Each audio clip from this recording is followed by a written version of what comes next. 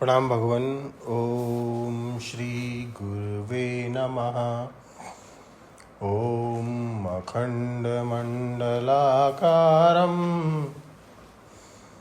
व्याप्तं येन चराचरं तत्पदं दर्शितं येन तस्मै श्री गुरुवे नमः। ओम शांति शांति शांति। ओम ब्रह्म ज्ञान और उसकी साधना द्वारा स्वामी अखंडानंद सरस्वती जी महाराज द्वारा भगवान स्वामी जी कार्य कारण के विषय में बता रहे थे और स्वामी जी ने बताया कि कार्य कारण भाव दोनों युगपत होते हैं और युगपत ही तत्व की दृष्टि से और युगपत ही तत्व की दृष्टि से वे मिथ्या होते हैं। उसमें भाव और अभाव दोनों ही आरोपित होता है, दोनों ही कल्पित होता है। मृतिका में घट अपना कोई संस्कार नहीं छोड़ता। अब आगे स्वामी जी कहते हैं कि अच्छा मान लो कि बीज रूप जो मृतिका है उसमें संस्कार रहता है, तो मृतिका का उपादान कारण जो पानी है उस पानी में संस्कार नहीं रहता है। अच्छा, कोई कहे कि पानी में संस्कार रहता है तो पानी के उपादान कारण आग में संस्कार नहीं रहता है, आग भस्म कर देती है। अच्छा, आग में यदि संस्कार रहता है तो वायु में संस्कार नहीं रहता है, और यदि वायु में संस्कार रहता है तो आकाश में बिल्कुल ही नहीं रहता है। यदि कदाचित आकाश में भी संस्कार रहता हो तो वातावरण में क्षणिक संस्कार भासता है, तो दृष्टा में तो बिल्कुल संस्कार नहीं रहता है। जो चेतन है, जो चिन्मात्र वस्तु है, उसमें तो बिल्कुल संस्कार नहीं रहता है।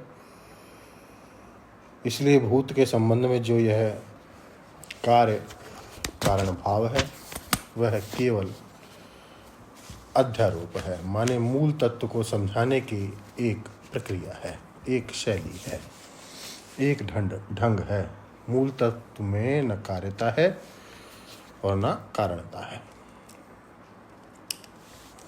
और न उसका संस्कार है। तो संस्कार में जो भौतिक बीज होते हैं, वैसे अंगूर के बीज हैं, आम के बीज हैं, सांप के बीज हैं, बिच्छू के बीज हैं, उनको आग में जला दो तो आग में जल जाते हैं। लेकिन इस चेतन में जो बीजता आरोपित है वह कैसे जलती है कि देखो, मिट्टी में भी जो बीज रूपता है वह भी संस्कार जन्य नहीं है, संस्कार अध्यारोप जन्य है, और संस्कार अध्यारोप जन्य भी नहीं है।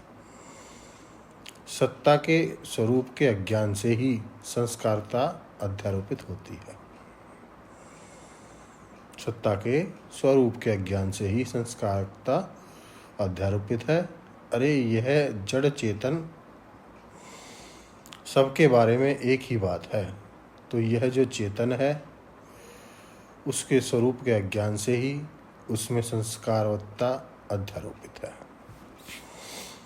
जो लोग इस चेतन को जुगनू की तरह एक स्थान में मानते हैं, उन नास्तिकों को हम लोग 3 कोटि में मानते हैं। देखो भाई, अब हम वेदांत की व्याख्या कर रहे हैं, इसका ध्यान कर लेना। हम कोई नास्तिक सिद्धांत की व्याख्या नहीं कर रहे हैं। पहली कोटि उन सिद्धांतवादियों की है जो लोग जीवात्मा को द्रव्य के रूप में परिचिन्न मानते हैं, कण कण कण मानते हैं। उनको भी हम नास्तिक ही मानते हैं। जैसे गेहूं के बीज होते हैं वैसे सब शरीरों में एक बीज रूप जीव रहता है।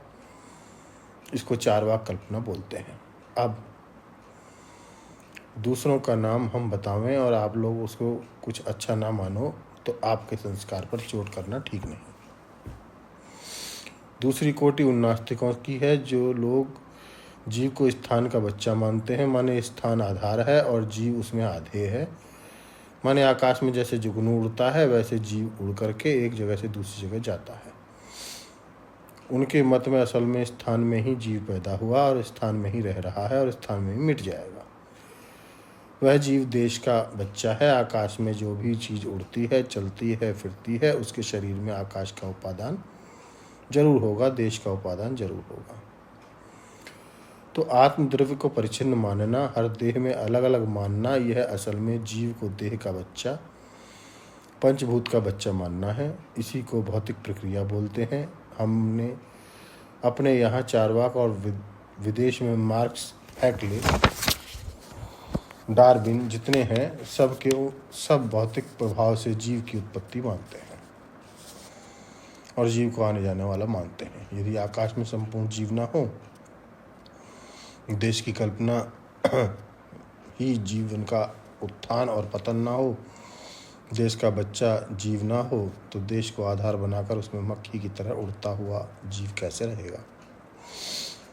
तीसरी कल्पना, काल की प्रधानता से क्षण में पैदा हुआ जीव में क्षणिकत्व मानना और जीव को क्षणिक मानना, ये सब असल में जीव को शून्य मानना ही है, सत्ता शून्य मानना ही है, क्योंकि हर क्षण में वह मरता है। इस प्रकार जीव का क्षणिकत्व, जीव का गमनागमन और जीव का बीज रूप में भौतिकत्व, यह चैतन्य जीव के संबंध में 3 नास्तिक कल्पनाएं हैं। तो अब आगे का जो लोगों विस्तार लेंगे अगले सत्संग में। ओम शांति ही शांति ही शांति। प्रणाम भगवान।